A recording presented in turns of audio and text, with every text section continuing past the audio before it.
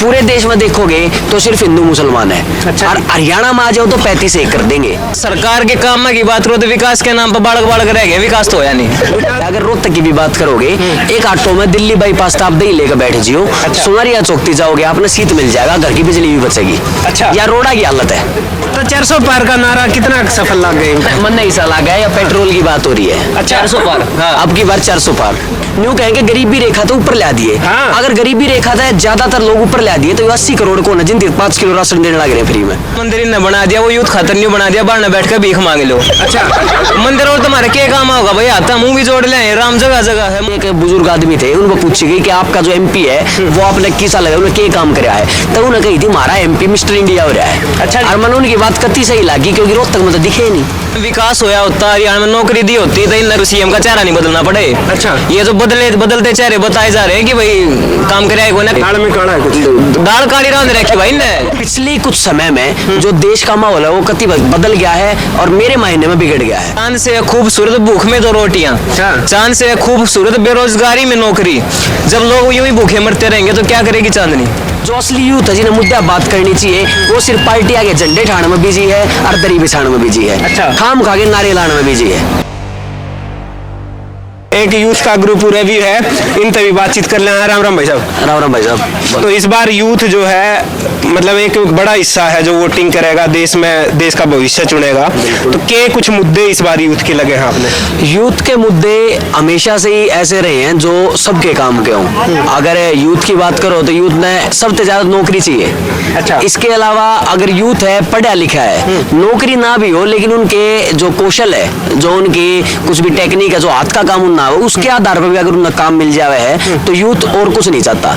दूसरी बात है जो फिलहाल का माहौल है अपने देश का उसमें कुछ लगा लो, अब की पार्टी का लगा लो, पहली का लगा लो, मैं किसी का भी समर्थक नहीं हूँ, लेकिन पिछले कुछ समय में जो देश का माहौल है वो कति बदल गया है और मेरे मायने में बिगड़ गया है। बिगड़ गया है? मेरे मायने में बिगड़ गया है। मैं दूसरे किसी की कुछ नहीं कह सकता क्योंकि अगर पूरे देश में देखोगे तो सिर्फ हिंदू मुसलमान है। अच्छा। और हरियाणा में आ जाओ तो 35 एक कर देंगे। जाट नॉन जाट। जाट नॉन जाट सीधी बात। अच्छा। क्योंकि उसमें क्या करते हैं आड़ बैठे, हाँ एक दूसरे की जात का बेरा भी नहीं होता, लेकिन चुनाव आती है नहीं हो जाए मैं जाट हूं और मैं ही हूं। वो केवल और केवल हमारे नेता की वजह से, जो नेता यूथ का मार्गदर्शन कर सके हैं। हाँ। क्योंकि जो नेता हुए हैं उनका काम में ये हुआ है कि अपने यूथ का मार्गदर्शन करो, यूथ ने सही जगह लेके जाओ।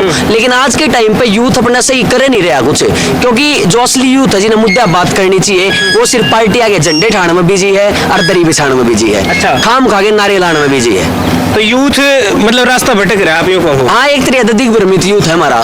क्या कर सका हरियाणा का वो ये सारी बात, इलेक्शन आती है सब के भूल कर है, झंडे ठाके चाल पड़े हैं। आड़े एक वह पुरानी शायरी भी है, कई जगह मैं वो भी सुनी है, मैंने यूज करता रहे आगरू कि छत विछत पड़े थे नारे फिर उगने लगे हैं। छत विछत पड़े थे नारे फिर उगने लगे हैं, टूट कर खंडित पड़े थे जुलूस अब फिर जगने लगे हैं। ऐसे में अच्छा हुआ मेरे अभिमन्यु कि तुम पैदा हो गए, मैं तुम्हारा पिता तुम्हारे अधूरे ज्ञान का उत्तरदायी हूँ, इसलिए आज सारे अधिकार विसर्जित करता हूँ और ये चक्रव्यूह सा देश मैं तुम्हें समर्पित करता हूँ। आज जो देश है वो एक चक्रव्यूह बनकर रह गया, यूथ बस उस चक्रव्यूह में फंस रहा है, नेता उन्हें और फंसाना लग रहे हैं, ना कि उन्हें सही राह दिखाना। तो ये जो सरकार है 10 साल पूरे हो जाएंगे इस सरकार के और अगली टर्म के लिए तैयारी कर रही है, 400 पार का नारा दे रही है, तो यूथ 10 साल के काम से कितना संतुष्ट? यूथ 10 साल के काम तय मैं पूरे यूथ का तो जिम्मा ले नहीं सकता। आप बताओ। मैं अपनी बताऊं संतुष्टि यह है, अगर रोहतक की भी बात करोगे, एक ऑटो में दिल्ली बाईपास आप दही लेकर बैठे जियो, अच्छा। सोनारिया चौकती जाओगे आपने सीट मिल जाएगा, घर की बिजली भी बचेगी। अच्छा। या रोड़ा की हालत है, ऐसे रोड है? हाँ ऐसे रोड है। और जब इलेक्शन आ गए तो सिर्फ फंड निकालन खातर और चीज करनी थी कि हमने काम कराया है, रोड़ा ने तोड़ तोड़ कर नए बनाने लग रहे हैं। अच्छा। हाँ तो यो हमारे आड़े का विकास है। अरे एक मैंने वीडियो देखी थी, एक बुजुर्ग आदमी थे, उनको पूछी गई कि आपका जो एमपी है वो आपने किसा लगा, उन्हें क्या काम कराया है, तो उन्हें कही थी हमारा एमपी मिस्टर इंडिया हो रहा है। अच्छा। और मैंने उनकी बात कति सही लगी क्योंकि रोहतक में तो दिखे नहीं। दिखे नहीं, ये तो दिखने लग रहे हैं इलेक्शन में। ईब तो एक बात है, कुत्ते आगे भी हाथ जोड़ेंगे वे, वो कुत्ते ही वोट ना बन रही। अच्छा, मजबूरी में गधा बनाना पड़ा मजबूरी में मजबूरी में गधा भी बाप बनाना पड़े ना भाई, तो आवेंगे वे आगे। तो मजबूरी आ गई है। मजबूरी आ गई, वोट लेनी अगले ने। लेकिन वो तो कह रहे हैं कि 10 साल में जितने काम इनकी सरकार ने करे या इनने खुद रोहतक में करे, इतने तो किसी ने ना करे।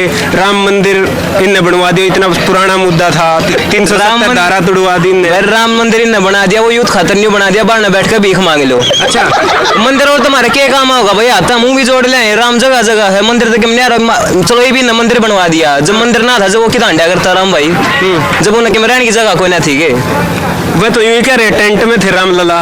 ये भी टेंट में रह लेता भाई, क्या मैं तो था। तो यूथ का क्या चल रहा है? यूथ में क्या यूथ टेंट में रहने जोगा आ गया भैया, इन्हों बता रही है। अच्छा। और सरकार के काम में की बात करो तो विकास के नाम पर बालक बालक रह गए, विकास तो होया नहीं। विकास नहीं है। वो 2-4 लाइन है वे कि चांद औरों पर मरेगा क्या करेगी चांदनी, प्यार में पंगा करेगा क्या करेगी चांदनी, चांद से खूबसूरत भूख में 2 रोटियां, चांद से खूबसूरत बेरोजगारी में नौकरी, जब लोग यूं ही भूखे मरते रहेंगे तो क्या करेगी चांदनी।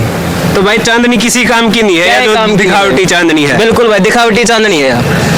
तो नहीं ना नौकरी दी ना भूखा देखो टूक लिया के दिया, बता के घंटा विकास करें भाई साहब। हाँ जी। और भूखा की बात करिए भाई ने, न्यू कहेंगे गरीबी रेखा तो ऊपर ला दिए। हाँ। अगर गरीबी रेखा था ज्यादातर लोग ऊपर ला दिए, तो 80 करोड़ को न, जिन 5 किलो राशन देने लग रहे फ्री में। 80 करोड़ ये जो फैक्ट्स की इनके फैक्ट हैं अब की सरकार के, कि हमने 80 करोड़ लोग आते ही मुफ्त में राशन दिया है। अगर गरीबी रेखा तो ऊपर था, राशन देने क्यों लग रहे हो? अच्छा, और सरकार का भी संकल्प पत्र में वादा है कि उनको अगले 5 साल तक मुफ्त राशन दे दिया जाएगा। और कोई देवे तो मुफ्त की रेवड़ी, चाहे कोई भी सरकार है दूसरी जगह की है, और ये खुद देवे तो वो गरीब कल्याण।